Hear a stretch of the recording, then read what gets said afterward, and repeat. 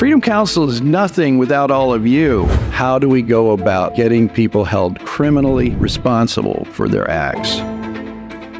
The military is still at risk. Election interference, the medicalization of childhood. These drug dealers like Pfizer and Moderna, we can seize their property. We develop our litigation through conferences like this. It's going to come through communications. It's going to come through conversations. And Freedom Counsel is that conversation. For information, visit freedomcounsel.org.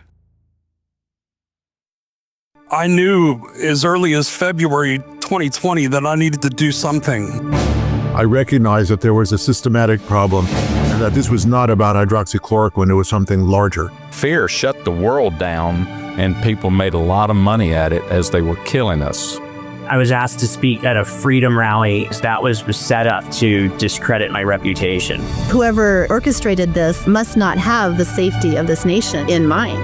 Medicine and politics should be separated. These doctors were handcuffed. The American public has awakened. We have a new civil rights movement to restore our rights, and we're going to hold them accountable. It is a natural progression of a man of God or woman of character to see injustice, to seek it out, and then to act upon it. Do you hear me? We will never lock down again. This is the hill we die on. Don't miss New American Heroes with attorney Warner Mendenhall and John Davidson, Mondays on BrokenTruth.tv. You just have to flood a country's public square with enough raw sewage. And if anybody is lying here, Senator, it is you. Once they lose trust in their leaders, in mainstream media, in political institutions, in each other, in the possibility of truth, the game's won.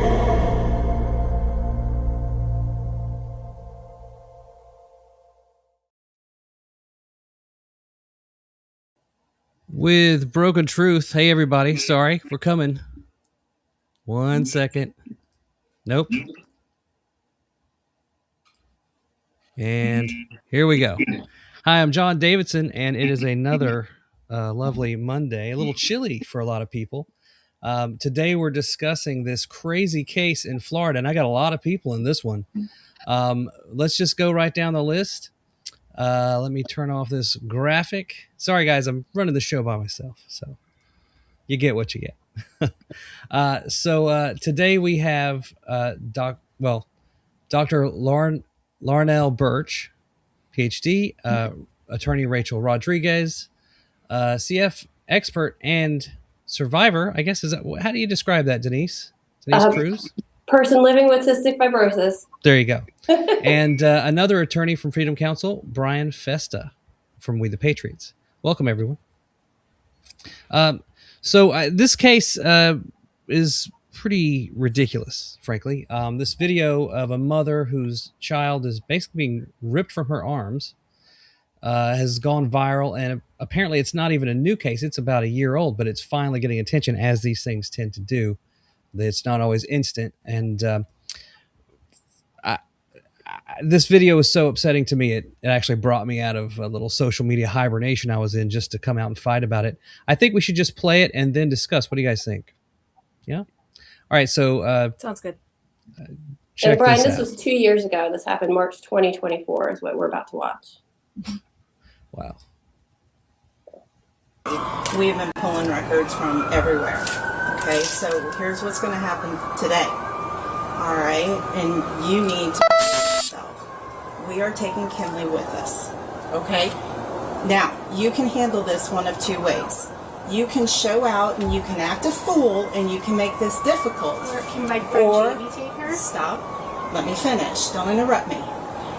You can show out and act a fool and make the situation worse. Or two, you can calm yourself, ask your questions, and then help us get her stuff and walk her to my car. The option is yours, but either way, make no mistake, she's coming with me tonight. Why? Because of the treatment you've refused and because of the doctors. I'm not refusing treatment. Don't interrupt me. That's twice. Because of the treatments you've refused and the I would have chosen to act the fool. But wait, it gets worse. Here's a follow-up video as the mother is agreeing and facilitating the kidnapping of her own child against her will. This is unbelievable. Okay. Sorry. So once this is punctured, it has to be refrigerated. Okay. So it's 2 milliliters. There's 4 milliliters in there. Okay. And then, is this a shot or does it go in the machine? No, it goes in the nebulizer. Okay. You mix 2 milliliters with that with 2 milliliters of this. Okay. And then once they're open, they have to go in the refrigerator. And then if I give you a bigger bottle, if I find a bigger bottle, they're only good in the fridge for 4 days. It just clear up when After you're an they're adult. cultured. Just went away as an Otherwise, they adult. don't have to be refrigerated. Okay, sounds good. You need me to write this down? It would help if you could.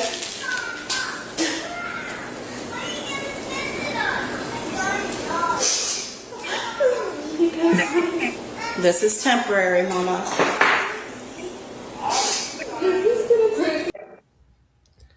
This is temporary, Mama. 2 years ago. Brian, do you want to weigh on this? I think you're sort of the subject matter expert on this legal case. You're not representing the mother. I just want to be very clear about that. But you are aware of many of the details. You want to just how did this happen? How did they get here? And why does she not have her child back yet? It was supposed to be temporary. But yeah, and I just want to say from the outset, yes, I am not the child's or the mother's attorney. I am the vice president and co-founder of We the Patriots USA. We're a non-profit charitable organization and a public interest law firm that has provided legal representation and funding for this litigation. But I am not her actual counsel, so I have to be very clear on that. And I have to be very careful as well. I cannot release specific details of things that are in the court file, things that even some things that have already been shared publicly, if they were shared publicly after the protective order was put in place, because there is a protective order in this case. So I know some people don't agree with that. They want me to be giving details, but I'm not at liberty to, and I'm not even her attorney. But I can say from just generically that everything that I have seen, and obviously you shared the body cam footage. It's been shared publicly. It's gone viral at this point. But everything that I have seen myself in the record or in what was privately shared with me again prior to all of this, I cannot find any justification for why this child was taken away from her mother at the time. Again, from everything that I understand, at the time of the abduction, I'll call it, the child was healthy as you can be with CF. Obviously, she had been improving. She was gaining weight. She was running around, laughing, playing without the assistance of oxygen at that time. And my understanding is that yes, there was this drug Trikafta that was recommended, that was prescribed, ordered, whatever you want to say, by a hospital physician for the treatment of her CF, but that is not the only treatment available. It's not like there's only one drug that can treat this condition, and if you don't take this, you're going to die. That's not how it works. There are other treatments. There are treatments that have been around, as a matter of fact, for decades. And it's my understanding that Joy was pursuing other treatments, that she had been,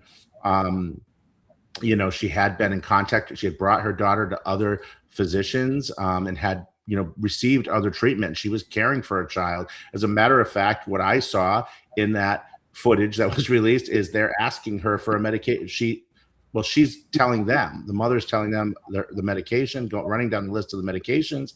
And she asked, "Do you want me to write this all down?" At one point, they're like, "Yeah, that would be helpful." So, she knew the child's treatment plan better than anyone and had a very detailed treatment plan for her. It's not like this is a case where she was just neglecting her. She has CF. We're just not going to treat her. We're just going to, let her die or something like that. Obviously, if that had been the case and she was truly being neglectful and letting the child die and not giving her any kind of medical treatment, that would be a different case. And quite frankly, we wouldn't be supporting it. We wouldn't be funding it. That's not what happened here.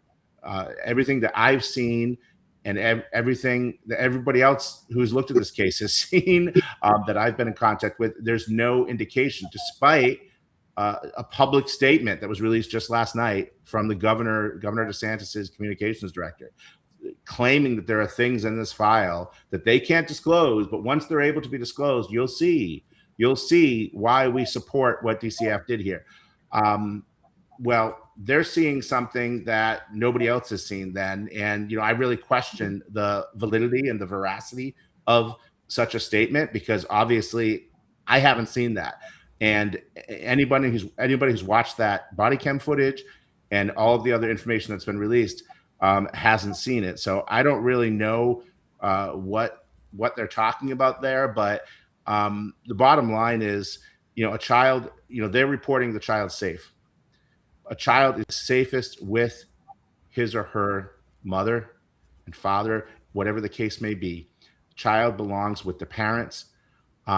Foster care is not ever the safest place for a child, except in those specific cases where there is clear evidence of physical abuse or neglect, okay, or the child's in imminent danger of harm.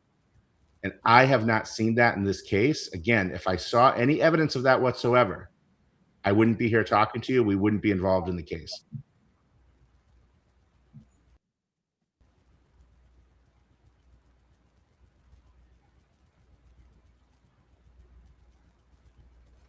I think something, John, that Brian and I had spoken about.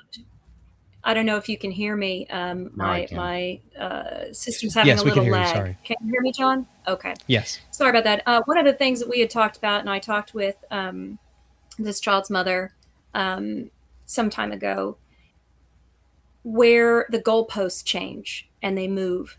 And so on the one hand, in the clip that you showed, there's an indication, expressly stated that the reason for Child Protective Services coming into the picture is because of refusal of medical treatment. And again, that there's no evidence of that I've seen. But now there's a question of, well, if that's not there and there's no evidence of that, now we're talking about the physical manifestation of this child. Is there malnourishment? Is there other signs of neglect? And Denise, who's here today, she and I were speaking about some of the issues involving, or the issues surrounding, childhood diseases that have symptoms that manifest incorrectly, or I should say they manifest as though there might be malnourishment, neglect, and so forth, but it's an incorrect conclusion if people see that. So I know that Denise can speak to that. And I wanted to go into something that's going on in Florida. There's a bill in the Senate right now that addresses this very point. So Denise, if you wanted to speak on that a little bit and your knowledge of the case and kind of where CF causes these confusion points and where officials need to be more careful about how they review these kinds of cases. I know we talked about that. Okay. I'd be happy to, thanks. And also, just before I address that, John, you had pulled up the black box warning on Trikafta, yes. And you'll notice that on there, they have a regimen as to when to test the liver levels. Kenley's liver levels were not tested for 7 months at one point during her tenure with them. So it says every month during the first 6 months, then every 3 months during the next 12 months. And she had gone 7 months at one point without getting her liver level tested. So, but Denise, they're doing this for the health of the child. How could they not test these things? That's a good question. Okay. And how could they not place her on the medication for what I've been told 3 or 4 months after she was taken from the mother? So if the child was in such imminent danger and she needed to be immediately placed on this medication, why didn't they do it? She had to go on an international cruise with the foster family she was with first. That was more important. They took the child on an international cruise. Mm-hmm. Yeah, they did. I didn't even know that part of it. What? No, wait a minute.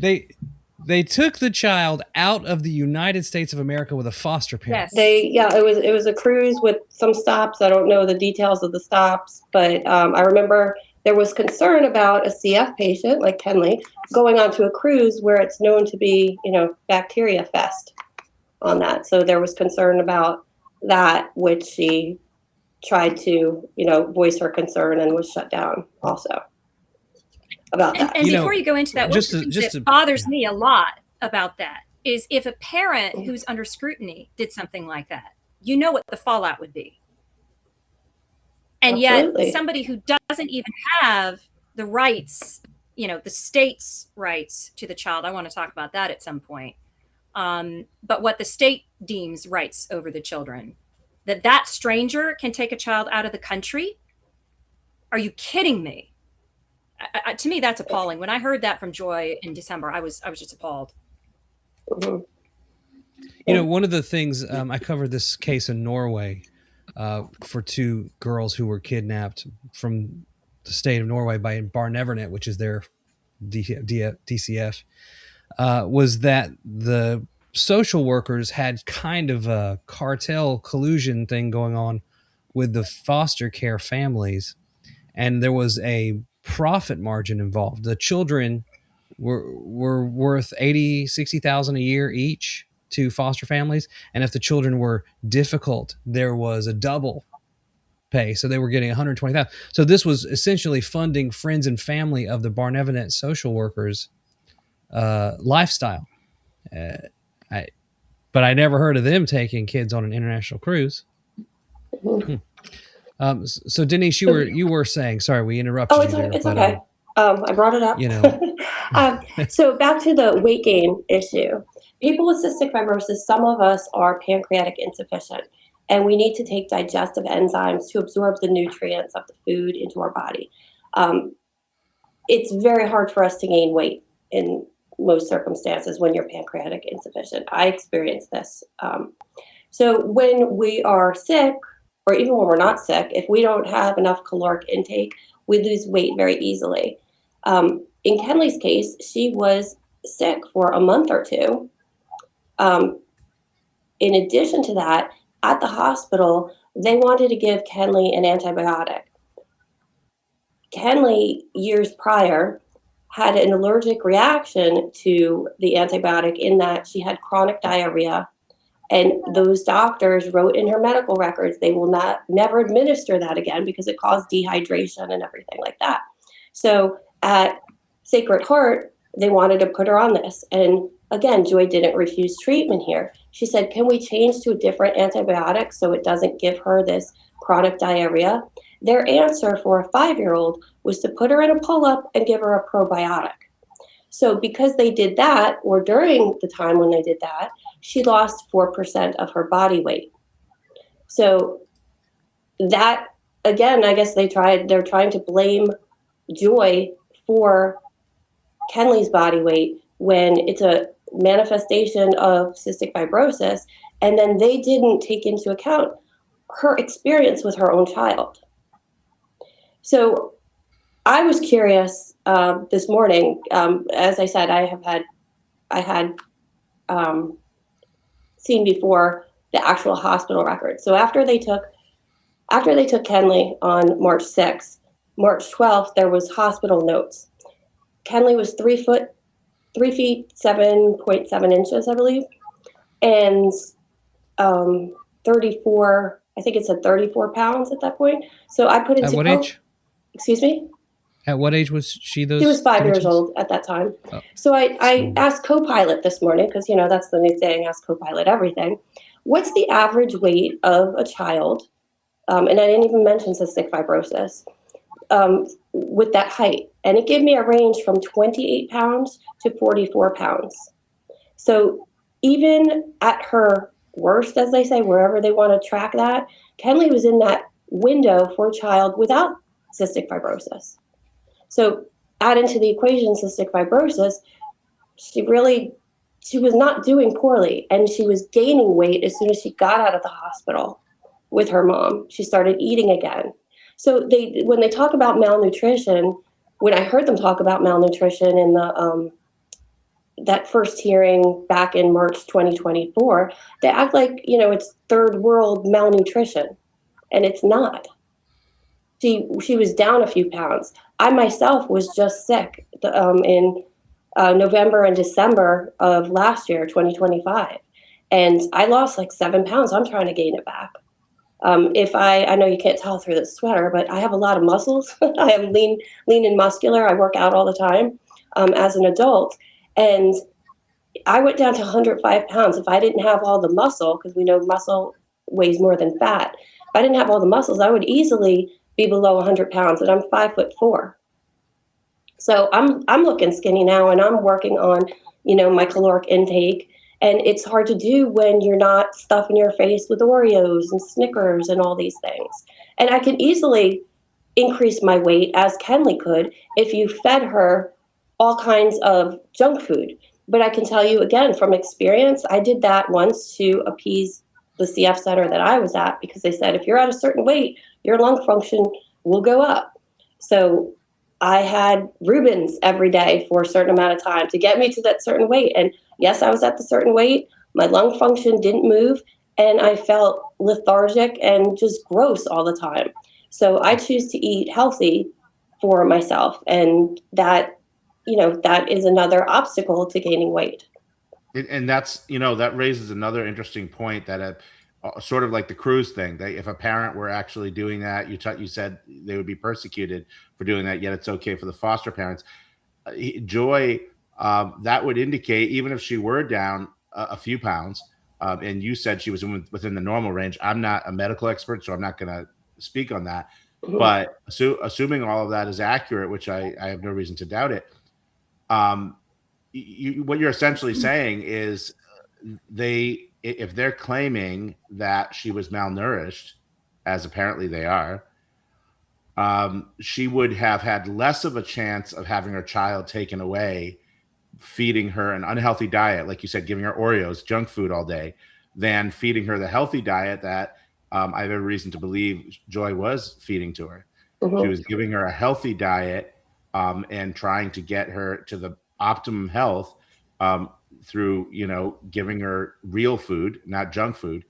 And she's essentially being punished for that, because if she had given her junk food, you're right, she would have gained more weight with junk food than giving her, real, healthy fats and meats and vegetables and fruits and things that she was feeding her. So she would have been actually in a better case if she had given her junk food. That's just like, it's really the indicators. It's very clear to me that they did not really have, it seems to me from everything that I've seen, they didn't understand her medical profile. Mm-hmm. Not anywhere near the way that Joy did. Mm-hmm. So it's go ahead, Rachel. Yeah, go ahead. Can we get Dr. Barnell? I'm sorry, Dr. Birch. I wanted to point out one.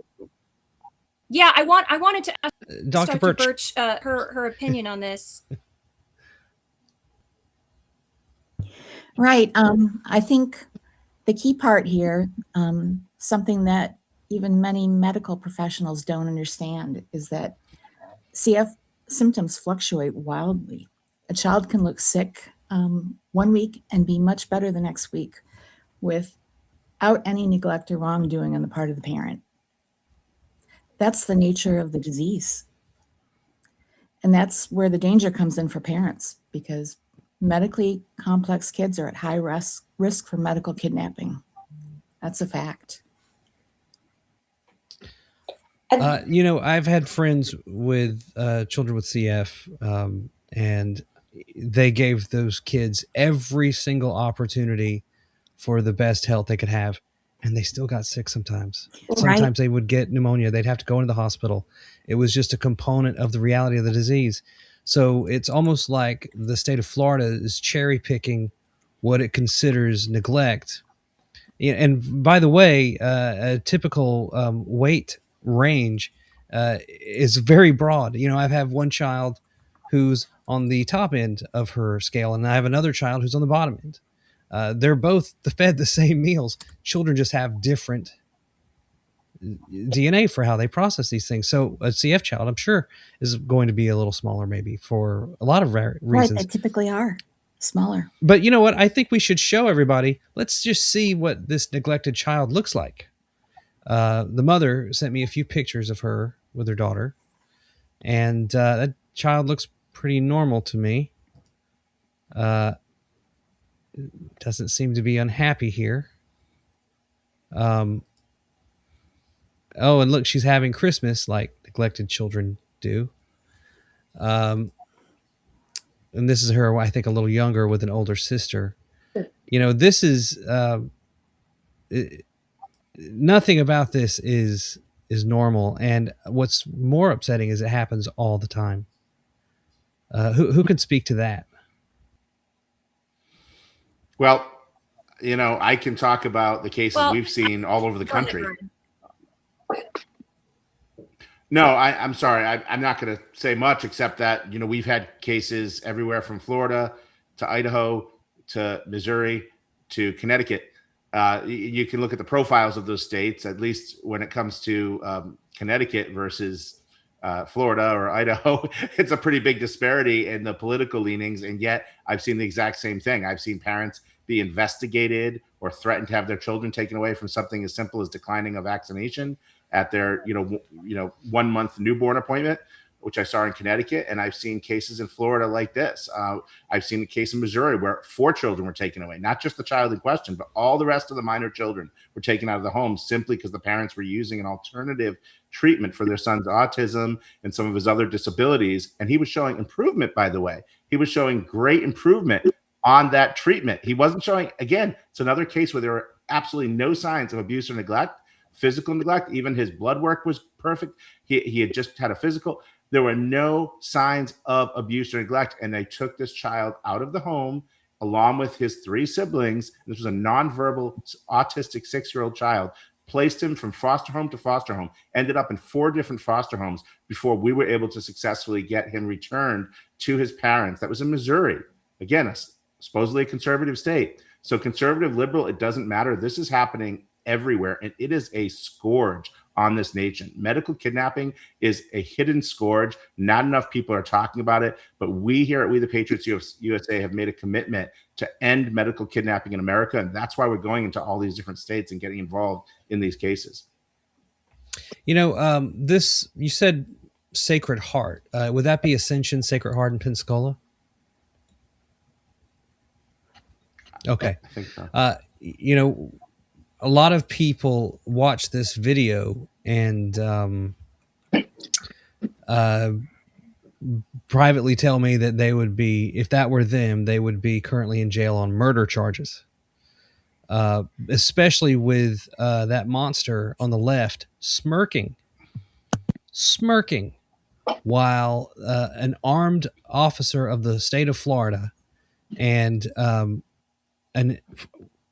psychopath stands there demanding that they not be interrupted. I mean, I watched the video and I was like, this could probably end a lot differently in many instances.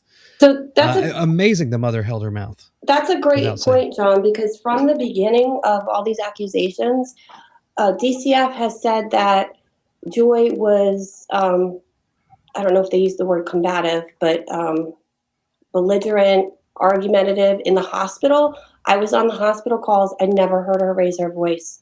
I don't know how I would have kept it together. And we all saw calm Joy in that video.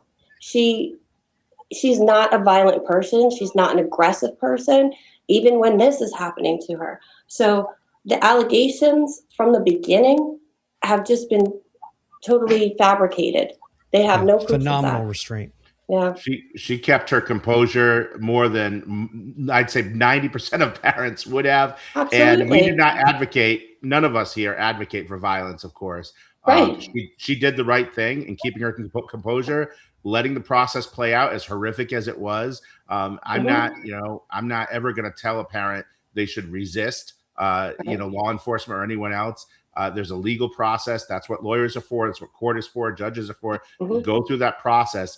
But I can't believe that she's been separated so long. Like you said, it was mentioned in the video, this is just temporary. This is just temporary. And 2 years later, she's still separated from her daughter. This is heartbreaking as a parent. I'm a parent. I know many of you probably are, maybe all of you are. It is so difficult to watch this as a parent, to think, what if that happened to my child, and how would you react in that situation? I have trouble keeping my emotions in check, even as an attorney. I'm supposed to be all level-headed and stuff. No, I have trouble keeping my emotions in check when it comes to children, and as a parent, certainly when it comes to my child, or my children, I should say.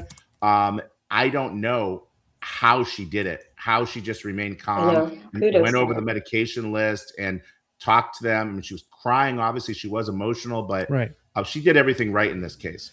Yes.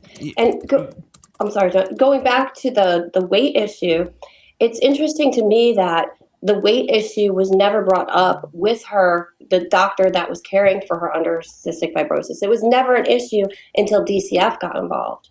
Because if it were, there'd be another option, not just Trikafta, a G-tube, a feeding tube. That's very common in people with cystic fibrosis. So to not explore a feeding tube and to take her away, even if it was, just the charge of malnutrition, that again, it's a false reason to take the child. So now we have 3 reasons that DCF claimed they took her away: a lung transplant because she wouldn't accept a black box medication, and malnutrition. And we have, the first one was just blatantly untrue, the lung transplant. She never needed a lung transplant. People see that she was caring for her daughter, and Trikafta should have been carefully considered. And third, if malnutrition was an issue, there was no mention of it before, and a different solution would have been a G-tube. Well, have they weighed the child to see if the malnutrition has been corrected? Now that she's had 2 years. 2 years older, 2 years taller. So, of course, she has gained weight. Can we attribute that to Trikafta? Not necessarily. A few days later, she was taken to a CF Center hospital, and the doctors there pronounced her well-nourished and healthy. And this was days after she was taken from her mother. Yes, I believe that's that March 12th hospital report that I was referencing earlier. So, 6 days later. That's ridiculous. So, Brian, correct me if I'm wrong, but cases like this, typically there is a gag order or a denial of public speaking about this kind of thing that parents are put under. Is that correct? Yeah, I mean, that's not uncommon. This one was pretty broad, but I haven't seen gag orders or protective orders, I should say, in every single state and every single family court. So I can't speak to how it is in every state. But yes, I mean, that is not uncommon to protect the children, and also the integrity of the investigation, and also the employees of the agency. However, I will say, and I will just speak for myself, as a public servant for 20 years and a state government employee, not in the state of Florida, for 15 years, I was always very transparent. I did not agree. I never agreed with the position, and I was in a legal department of an agency. I even worked as an administrative law judge at another agency. I never agreed with decisions that were made to hide things from the public, unless it was obviously a clear security risk to the parties involved. Right. But I don't believe that state agents should be acting under the cover of darkness. If you're going to someone's home, body cam footage is, that's public records. That's subject to public records requests, police cam footage. I don't believe public servants should ever be acting under this veil, this cover of darkness. Anything that you're going to do out in public, if I can see it from the street, certainly what we saw in that body cam footage could have been recorded from the street, maybe not inside the house, but anything that a public servant is doing should be subject to scrutiny, should be subject to surveillance by the public, because we need to be the guardians. We need to watch the watchmen, so to speak. Police the police, whatever you want to say. We need to have our eyes on this and show this to the light of day, especially when it's coming to something so egregious as potentially taking a child away without just cause from their parents, taking her out of her home. Nobody's talking about this. What kind of mental health damage is this doing to the child and to the mother, but particularly to the child? That's what I'm most concerned about at this moment. what damage has this done to the child, to her mental health? You're talking all about her physical health. That's of primary importance, of course, when you have a serious medical condition. But it is very, very important also to consider the child's mental well-being. And how is that good for her mental health to be separated from her mother like that? And what kind of damages have been suffered both by the mother and the child in terms of, the emotional distress and the psychological stress this has put, the PTSD that this child's going to have probably, and the mother. We're not even nobody really has even talked about that yet, but that should be a very, very real consideration as well. You don't just look at, there's a physical problem, and regardless of what happens, we need to immediately take her away from her mother. No, I mean, the mother said, I'm not refusing treatment. I just watched it with you. I'm not refusing treatment. And she told her, stop, you're interrupting. Basically, shut up. Wouldn't even let her talk.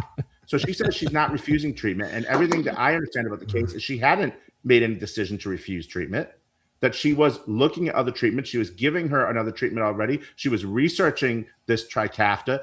She was in the process of considering all of her options when the child was taken away. I never saw a definitive, I'm refusing treatment. She even said right at the door, I am not refusing treatment. So at that point, why didn't they stop and say, okay, wait, what did you say again? You're not refusing it. So you are going to give her this drug. Okay, well, maybe we've got it wrong here. Maybe we shouldn't be taking this child away. So you're going to sign an agreement to give it to her. I've seen in other states, they do that. They give you a choice. You can sign this agreement. You're going to, and even the parents it's under duress, in my opinion, at that point, because you get a police officer at the door and you get agents ready to take your child away. But be that as it may, parents usually will sign that right away. She wasn't given that option to say, okay, I'll give her the treatment, just don't take her away. No, it was, this is final. We've already made up our minds. And guess what? We don't even need a warrant or court order. We can just take her right out of your home. That's wrong as well, because if that is truly the law in the state of Florida, I'm not a Florida attorney, but if that is the law in the state of Florida, that needs to be changed. There needs to be probable cause before you take a child. There needs to be a showing of probable cause before you rip a child out from the home, just like you would have to do for a search warrant or anything else. It shouldn't be, we can do this and ask questions later, and we'll show the evidence later, but we can take a child away. No, that is one of the most extreme violations of liberty, of parental rights, that you can do to someone. I mean, short of jailing them, that's one of the most extreme things you can do. Infringements on somebody's liberty is to take their child away. And correct me if I'm wrong, but if they were in Pensacola, they've taken the child to Jacksonville, 5-6 hours away for foster care. I'm not sure. So about that. Yes, the child is halfway across the state away from her mother. How is this legal? I mean, I don't make the laws in the state of Florida. You'd have to ask the lawmakers, talk to the lawmakers. I mean, we've a lot of people I know since this went viral, they've been reaching out to lawmakers. They've reached out to the governor's office. We saw the statement on X just last night from the governor's communications director. I don't know what's going on there. I mean, of course, it's easy to say because everything's sealed, because we're not allowed to release information, we can't tell you, but just trust us that everything was done correctly here and that the child is safe and there was justification for taking away. Just trust us. We can't tell you. I mean, it's easy to hide behind that. Now, yes, it's true. It may be true that they're not allowed to discuss things publicly, but that's nice. That's a nice cover for them, right? To be able to say, oh, well, we can't tell you because we're not allowed to, but just take our word for it. I don't take anyone's word for anything. I don't trust government officials, whether they're in the DeSantis administration, the Trump administration, the Biden administration. I don't care what political party you are. I never blindly trust government officials and trust a statement. I need to see the evidence. As lawyers, we're trained. We need to look at the evidence before we're making claims in court. For instance, we have an obligation, a duty, an ethical duty to verify and see everything before even though I'm not the attorney in this case, just as providing litigation funding, even I believe I hold it to be my ethical obligation to verify. So I did, verify details with the parties involved before we even got involved, and talk to other people who've been involved in the case before we even got involved. Because if there were clear evidence of abuse, if this was a case of a mother beating her child or something, or starving her, we wouldn't be involved in this case. We'd be supporting the state in that case. But no, I did not see any of that kind of evidence. So, again, I would caution people against just, there's other prominent people that are backing DeSantis. for whatever reasons, political reasons or whatever, that are coming out with, there are public personalities, people that I even respect, that are coming out with statements now on social media. Hey, if DeSantis says it, if his administration says it, we should just trust it because they're pro-medical freedom. Well, you know what? That's politically convenient. That may be politically the right thing for them to say. But I'm telling you, do not just trust your government officials. Demand accountability from your government. Agreed. And and when I look into these cases, oftentimes I think, well, there's probably going to be some, at least small smoking gun that justifies why something was done. But I know in the case of Norway, there was none. There was none. And so far, I mean, the child does not look like there was neglect, which means they committed fraud upon the court to pull the child out, correct? Well, I mean, to me, honestly, again, I have to look into what the laws are actually about making false reports or mandated reporters. I know in my former home state in Connecticut, it was a criminal offense to file a false report of abuse or neglect. If, there's the mandated reporters law on the one hand, of course, which says in Connecticut within 12 hours of finding evidence or hearing even a report from a child or anyone involved that there's been abuse of a child, whether it's sexual abuse, physical abuse, or neglect, whatever the case may be, you have to make within 12 hours a report, or you can be convicted of a felony. And it's also a criminal violation, though, to file a false report. Now, what happens with state officials is usually they have what's called qualified immunity. So they really can't be touched. I think if that's the case in Florida as well, that needs to be changed because there needs to be accountability. There needs to be a law, I would say, in every state that if you take a child from their parent and it's later found that you did not have probable cause, sufficient evidence, or something was fabricated, whatever the case may be, that you can be criminally prosecuted. That would stop a lot of this dead in its tracks because they would be like, oh, we really better have real evidence. We better be able to prove it. And that would stop a lot of this if they can be criminally prosecuted. It's my understanding they can't be as government officials in most cases, and they won't be. But I mean, Rachel, I know you're having a little trouble with your connection. If you can still hear us, she can speak better as to what the Florida law is because she's a Florida attorney.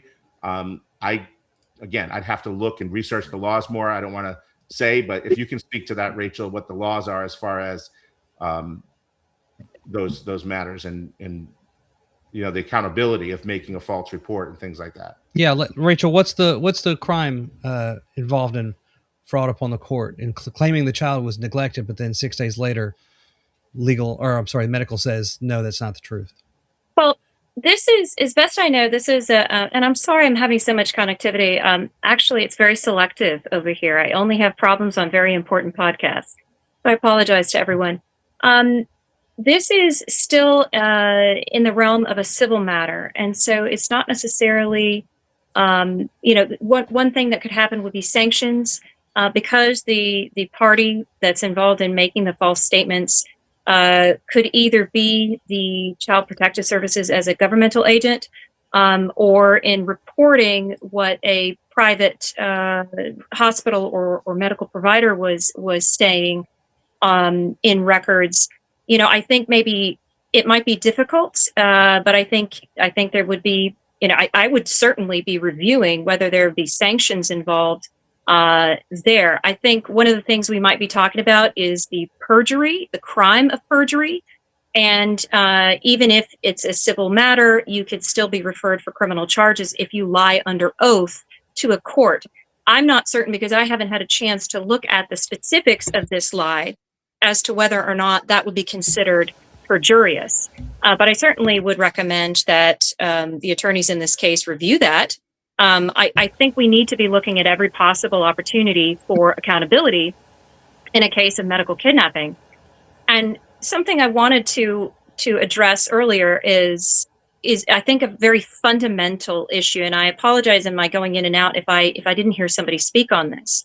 But to me, one of the fundamental problems, and you can see it in that video, in the attitude of the agents as they're coming to take the child, is that somehow there is an authority by the state to sever the relationship between parent and child. And I would say absolutely not. Even in the cases where a state the community, the society deems that a child is truly in danger, say, criminal kind of activities towards a child, and we all, as decent people, want to protect that child, protect the innocents. Even in those cases, it is wrong, it is morally incorrect to assume that the state has the authority by virtue of perhaps giving that authority to parents and therefore being able to take away. It does not have that right. That is a God-given right. And it carries with it the responsibilities. So to a certain degree, the state's only authority here is to enforce the responsibilities. And I don't think that one of the ways that can do that is by permanently severing ties. That's only on paper, that's only legally. And I think that the state is going to be held accountable, and the courts, as part of the state, are held accountable for doing so. And in light of that, I think that it's very, very, I think Brian touched on this, it's very, very important that these kinds of actions by the state, if at all happening, need to be always temporary. Always, there has to be built-in safeguards to say there is a review here, instead of going all the way to 2 years later, all the way going to severing permanently of parental rights. What has been the rehabilitation efforts? Has there ever been an audit of the case? What was considered to be the problem before, has that been rectified? These are the kind of things I've heard of in other family cases, and I'm sure Brian can speak to this in other states. But this has to be required by an agency if that agency is going to dare to come in between a parent and child. And in this case, this would have been over. Instead of the goalposts keep moving against this parent, this would have been over, and the child would have been back in her mother's custody had there been a true review of what was going on and a desire or an end goal of restoration, rehabilitation, whatever was considered or deemed to be the problem here. If that had been reviewed and the purpose was the best interest of the child being with the parent, because that is the morally correct thing, we wouldn't even be here talking about this. And so that's something that really troubles me. And I haven't seen legislation on that. Frankly, I don't think it's a legislative issue. I think it's a moral paradigm issue. But I did want to ask earlier when I was having some tech issues, I wanted to talk a little bit about the Senate bill that's currently in session. It just went through the first committee hearing, and I believe it's going through the next shortly. I don't know what that date is, but I believe it's SB 42, and that is directly addressing the concern that Child Protective Services can immediately take away children, even on a temporary basis, when those children have childhood diseases. One of them mentioned actually is Ehlers-Danlos syndrome, which is something I suffer from, so I understand that. I didn't see that CF was directly on the list, but maybe we can talk about that, and I don't know if Dr. Birch has some commentary on that. But the idea is the protection of parents and children in cases where children have manifestation of diseases that can be confusing to anyone that sees it without any context or knowing what the care of that child is. And I think we really need to support laws like this. There always has to be more speed bumps, if you will, at minimum, against overreach by the state. Yes, and Rachel, I have a question for you because I did actually just briefly look at the law, and apparently it is a felony, from what I can see, in Florida to make a false report. But what they would need to do is include a provision to waive the state's immunity for DCF workers, because you can explicitly waive immunity by statute. So this idea of qualified immunity is unless it's been explicitly waived by the state. So the state needs to waive that is what needs to happen. But my question to you is, in these proceedings in Florida, because again, I don't practice in Florida, how soon does the parent get a hearing after the child has been taken away? Because obviously in a criminal case, you have to have an arraignment within so many hours of the arrest, right? You can't just leave someone in jail for 2 weeks and not have them arraigned, not have them appear before a judge and make a plea. They get to make a plea. They get to talk to a judge within a certain number of hours. Does a parent get, to make the case in front of a judge within a certain number of hours or days to say my child was wrongfully taken away? Look, I'm not doing what they're saying I'm doing. Give my child back. At least, while this is going on and this can all be sorted out. I mean, the default, I would think, should be keep the child with the parent unless, pending this, unless there's imminent danger or there's already been proof that the child's been harmed. Obviously, if the child has broken bones, bruises, they reported, sexual abuse, things like that. In those kinds of very egregious, extreme cases, you need to immediately remove the child from the home. But I'm not talking about those cases. I'm talking about cases like this, where they're just arguing about a difference of a medical opinion from one doctor to the next. I mean, what is the mechanism for going before a judge and pleading your case as a parent? Is there any mechanism? Is there any timeline? Well, I'm glad you asked that. And I just want to caveat what I'm going to say is that this is not an area that I practice in. But as I understand it, I believe that in Florida, similar to what you're talking about, that the shelter hearing is what I believe it's called, has to occur within 24 hours of the child being taken from the home. I'm sure that there's other contingencies there that can change that time frame. But that's what I understand it is. And to your point about the felony of false report, I know that's the case of making a false police report. However, in the state of Florida, my understanding is a report of a child's welfare is not necessarily a police report. So I'm actually interested in clarification. Is a report made to Child Services also falling under that same felony statute with regard to making a false statement to the police? Is that how it's framed? Well, I saw it in abuse and neglect, making a report of abuse or neglect. So I didn't see it restricted to. Now, again, I have to clarify that I am not a Florida attorney, so maybe I'm reading something wrong. But what I saw, I'll just look at it again, was Florida statutes, Title 5, Chapter 39, proceedings related to children. And it says, that it talks about making a false report. It talks about, obviously, the obligation to report. A person who, this is subsection 9, a person who knowingly and willfully makes a false report of child abuse, abandonment, or neglect, or who advises another to make a false report is guilty of a felony of the 3rd degree, punishable as provided in a list of statutes. Anyone making a report who is acting in good faith is immune from any liability under this subsection. So that's that's where the problem is, right? Because it was the hospital making a claim, we believe, as far as I understand. Maybe Denise, because you were there in the early onset of this particular case, you can answer that. But I think the problem is they're always going to, somebody's always going to fall back on, well, this was in good faith. I'm a professional. I'm the doctor. But how is that in good faith when the doctor? I know. Who was the doctor? This is what I want to ask, though. I have a legitimate, sincere question. How is it in good faith if the doctor, unless she has said, no, I am not going to provide any treatment. I'm refusing this drug and all other drugs. I'm not going to treat my child. I'm going to let her die. Unless she has made a statement like that, what evidence in the world did this doctor have that she was not providing treatment to the child? Is my understanding she didn't even say no. She didn't even say to the doctor, no, I'm not going to put her on that drug. She didn't even say that. Is my understanding. Yeah. So how is that in good faith? Well, and here's where we get into something you and I know very well, Brian, and that is the court system needs serious reform. And I think there's a lot of components to that, and I'm not putting a particular finger on any particular individual on the bench. What I'm trying to say, though, is there's this entropy, well, if the professionals say it, then it must be right. And we saw that in the last 5 years. And so in order for this issue of good faith belief to make a claim of abuse and neglect, in order to decide whether that was good faith or not, it has to be raised in a court. And then there has to be evidence on that point. And by the time you get down that road, the child's already, not in the custody of the parent for a long period of time. There's already a record against that parent, true or false.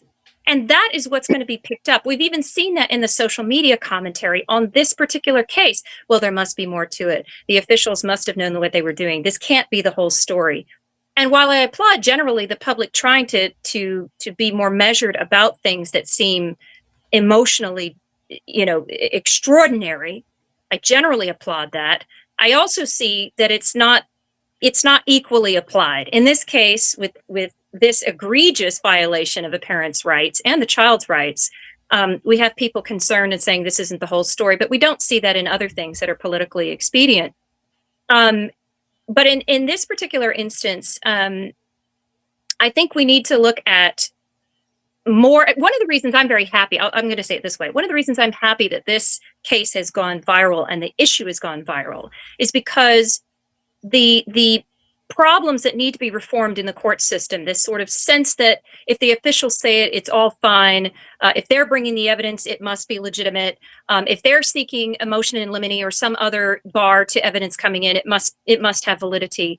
All of that sort of professional winking and nodding goes on behind closed doors. And the only way that I've seen in all the cases I've been looking at to address that and to have accountability in the courts is public vision on, a public eye on what's going on behind closed doors.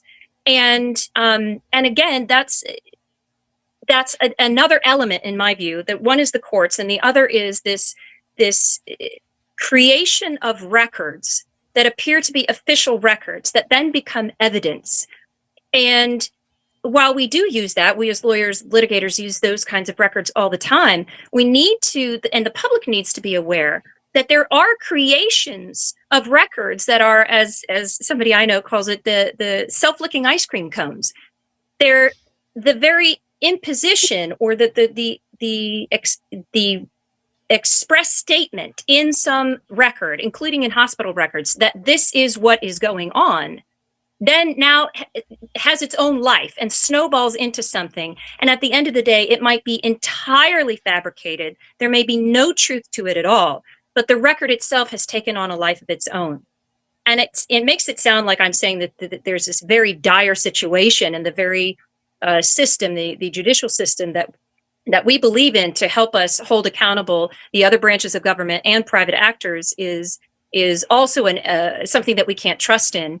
I don't mean it to be that dire, but I do think it's important for the public and for parents to understand that they can't just trust the processes, that there are some of these baked in weaknesses. I don't want to go too far with that. I'll just call it a weakness. But we need to be aware of this, and we need to be keeping our own records and very carefully recording things that are happening where our rights and our children's rights are at stake. And I just want to piggyback on that because I'm going to touch on this in something that I'm going to release a little bit later on my own Substack podcast. No, we can't necessarily trust all of the processes in government. Certainly not when it comes to DCF, CPS. We can't trust that there's never any bad actors or there's never any false information or reports. And like I said, we should just never blindly trust the government. However, we do need to respect the process. We need to respect the legal process that's in place and work within the confines of the process, because there's a lot of people out there. And again, I'm going to talk about this separately, but I want to say it here as well. There's a lot of people out there that have reached out to me asking for more details, asking me to go public with more details about the case, because the governor's office is saying one thing, we're saying another thing, and they want to know the details, what's actually in the case file, what's actually being said at these hearings. Number one, I'm not even privy to the case file because I'm not the attorney on the case.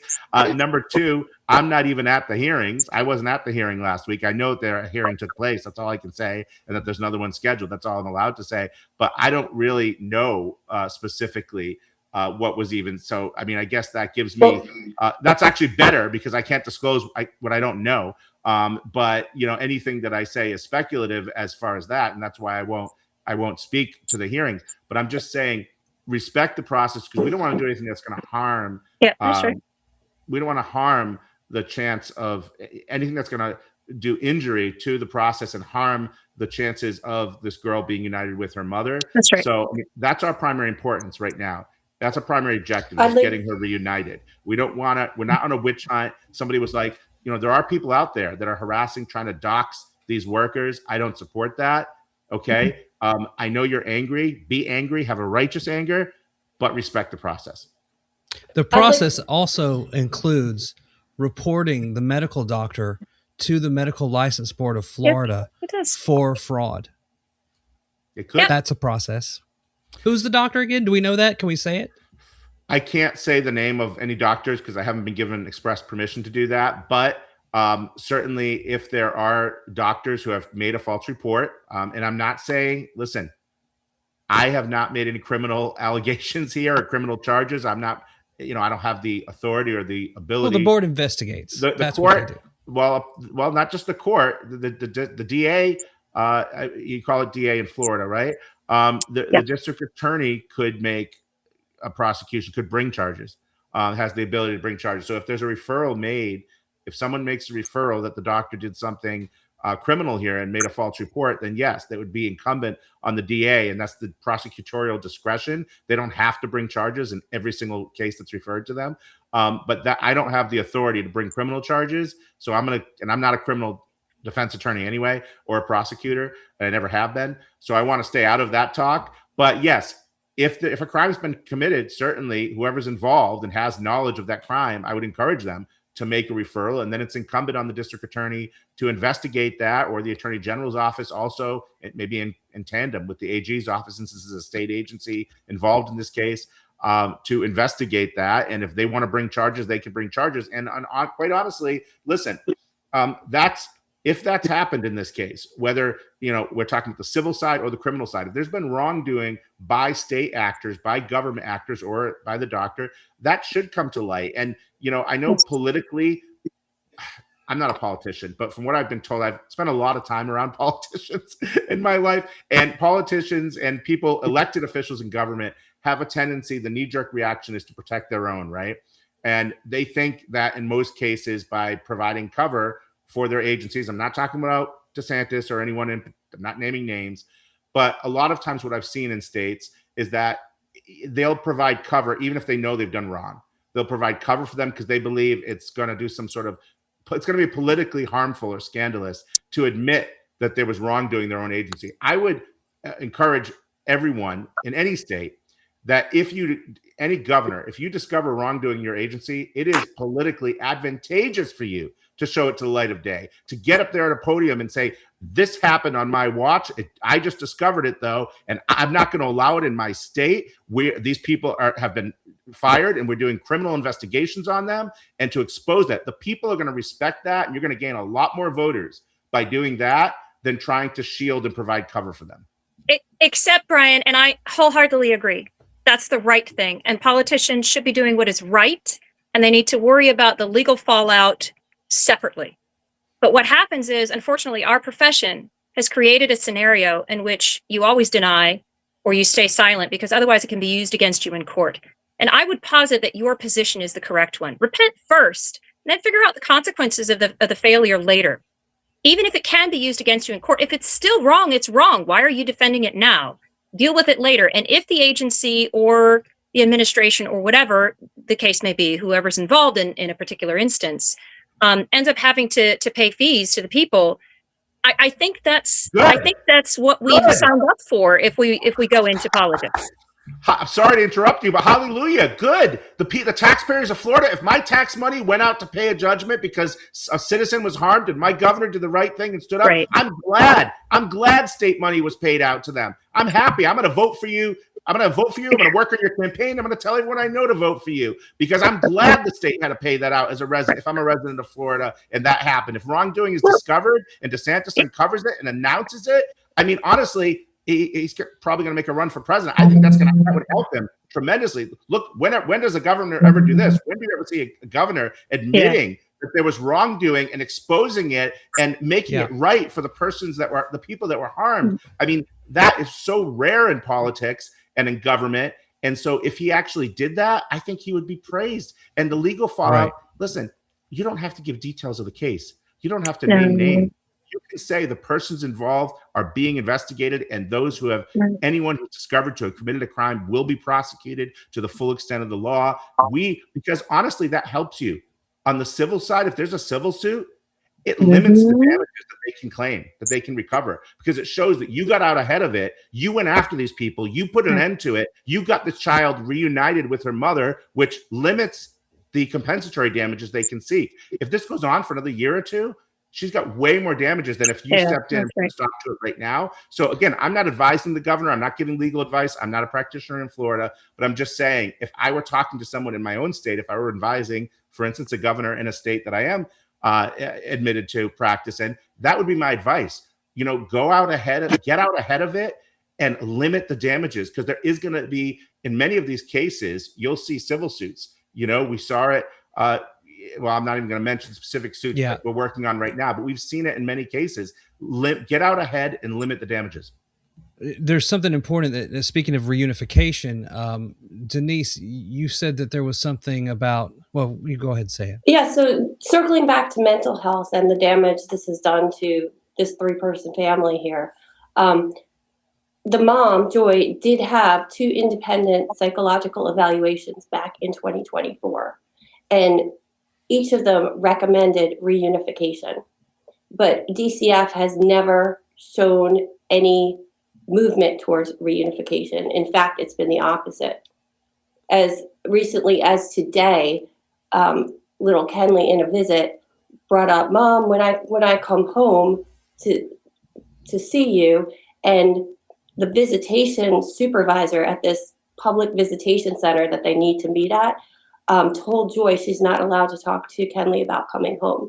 And Joy said, I never signed anything, and there's no court order that said I can't talk about Kenley coming home. But even at that level, at her private visits with her kid, she can't even talk about Kenley coming home, despite 2 psychological evaluations. There's no reason why. Ron DeSantis needs to step in on this one and pardon the mother, if there's any kind of pardon that can be given for this ridiculousness.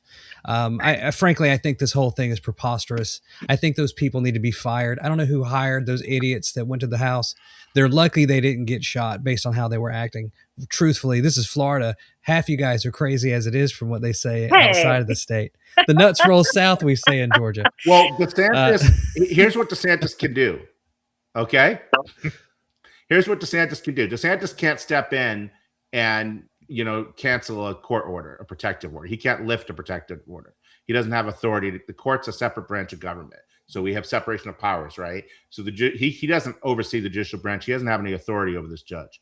But what he can do, since he does have authority over his own agency, and DCF is one of his executive branch agencies. That's right. He can tell them if he sees evidence, as we've seen, that this was wrong, this child should be reunited with the mother, he can order them to change their position to say, okay, That's right.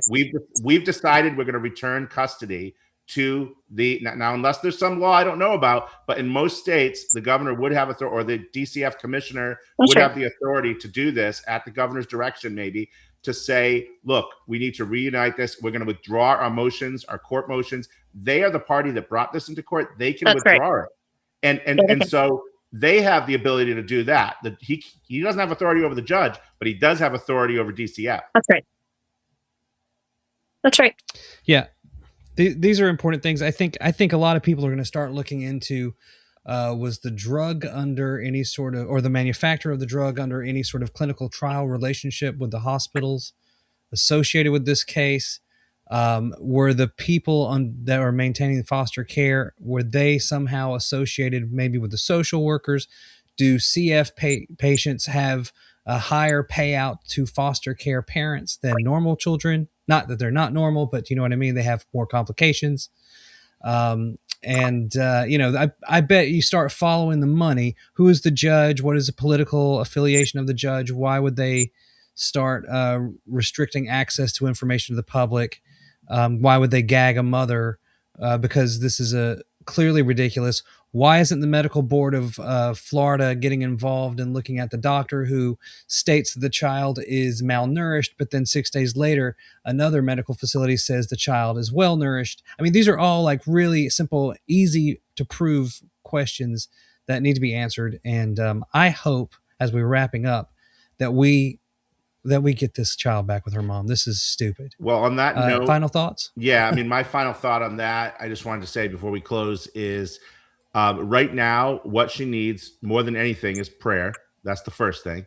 All right. Pray for this mother, for this child, for this family, that the mother is reunited with her daughter. That's the number one thing I'm going to say, because that's always the most important. God's in control way more than any of us are here on earth involved in this or any other case. The second thing, after you pray, please prayerfully consider a donation to her legal fund, which we have established. all of the proceeds from this fund are going to our legal expenses. We're not keeping it for ourselves. We have a lot of different cases here, and we are our budget is very limited here. We're not one of these huge nonprofit law firms with millions of dollars. We don't have enough money to front all of her legal expenses. It needs to be funded by the people. So as of right now, the fundraiser is up to, I'm going to give you a real-time update. Give me a website. Give me a website. I'll put it on the screen. WeThePatriotsUSA.org. You'll find the fundraiser right on the homepage with a picture of Kenley. It says help bring Kenley home. And it's $11,256.30 out of $25,000. Only 45% at goal. So we're not even at 50% of our goal yet. That's concerning to me, considering this has already gone viral in some very large accounts with hundreds of thousands, 500,000 followers almost have shared this story and with the fundraiser, and still it's not even at 50%. So I know times are tough. I know we just got over the holidays and year-end giving season, and people are probably really strapped. But I can't help when these stories come up. We take the cases as they come to us. It came to us in December, so obviously it was like the worst time of year to be asking people for money, and I get that, but we absolutely need to fund this. All the donations, since we are a 501c3 nonprofit, all donations to We the Patriots USA are tax deductible within the guidelines, of course, of tax law, IRS guidelines and regulations. But since we are a nonprofit, in most cases, yes, you can take a tax deduction by making, if that's important to you, by making a donation. But right now, we just need to get her home. We have a very good attorney working on this case for her. We're very confident in the legal representation, but legal representation isn't free. We don't just have armies of lawyers working for us for nothing. The lawyers we connect with do need to get paid, and they give us very good rates. But they don't charge nearly as much as they could in many cases, but they still need to get paid something for their time, because there's many, many hours of legal work that are involved in these cases, and obviously they need to be compensated. So please consider that. Again, go to WeThePatriotsUSA.org, and you'll find the fundraiser right there on the homepage.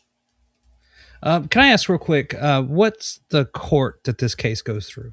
Family court? Yeah. State court? It would be family court, right, Rachel? It's the juvenile division of the circuit court is what I believe it is. Yeah. So yeah, I'll leave the technical stuff to her in Florida because I don't practice there. There it is. There's the fundraiser. When you go to the homepage, it's right there. Now, can we say the judge in the case, or are there multiple judges? I'm not going to do that. If you want to research it, John, and put it out later, that's fine. I think those of us who have to practice before courts, and also I don't have it at my fingertips. I'd have to go look it up. I'm not discussing anything about the hearing or in the court file. The only thing I've been able to discuss publicly is things that were publicly disclosed long before the gag order. For instance, there was something I was looking at just before I came on this interview.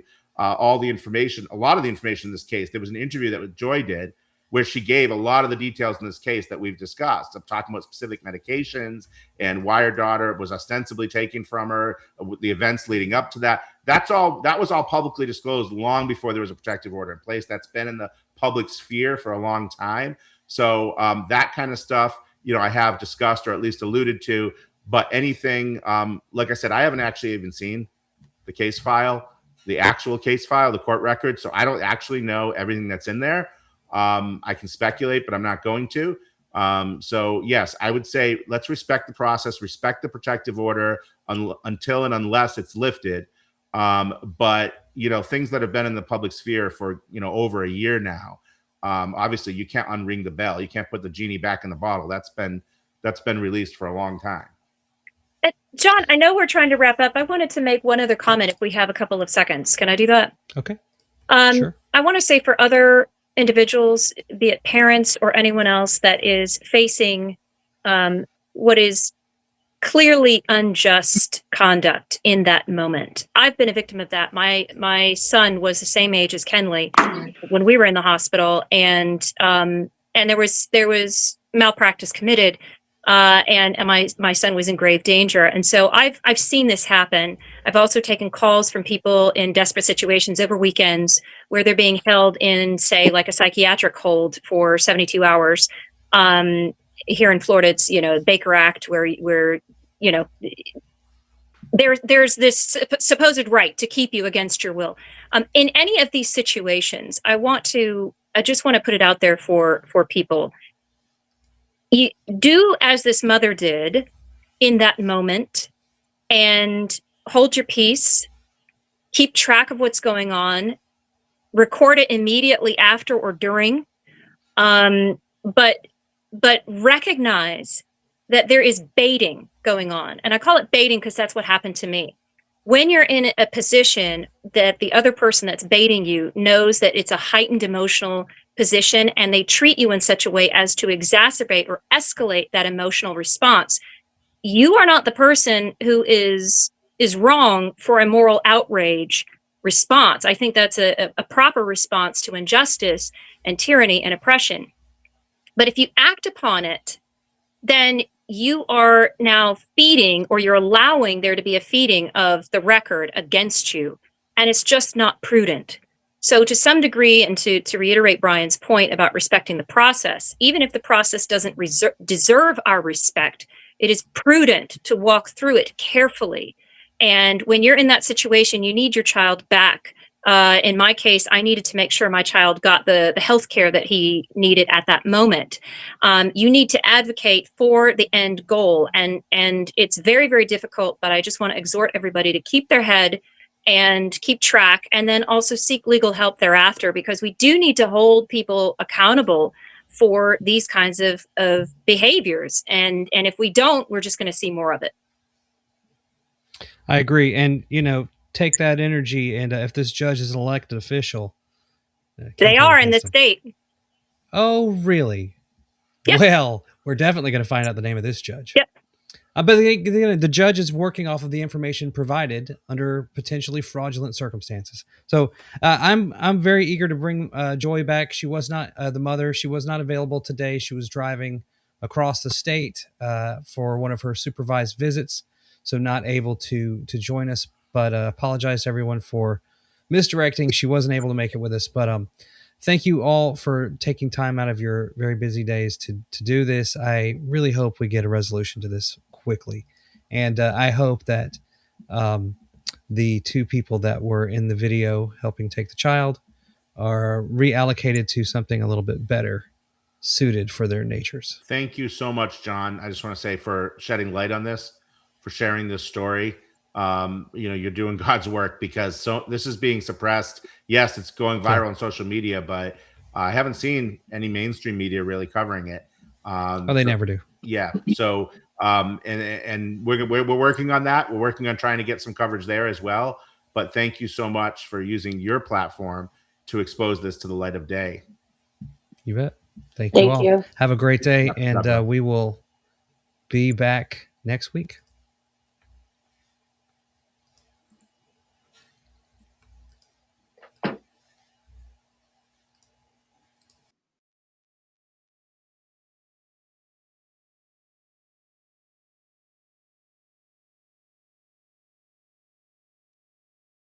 I believe in the Constitution. I believe that one case, the right case, can change the world. If you believe this too, Freedom Counsel is for you. Pursuing a major case can be overwhelming, but we provide a community of practice so that you have the resources available to support your case. My name is Warner Mendenhall, and we are Freedom Counsel. Join Freedom Counsel today. freedomcounsel.org.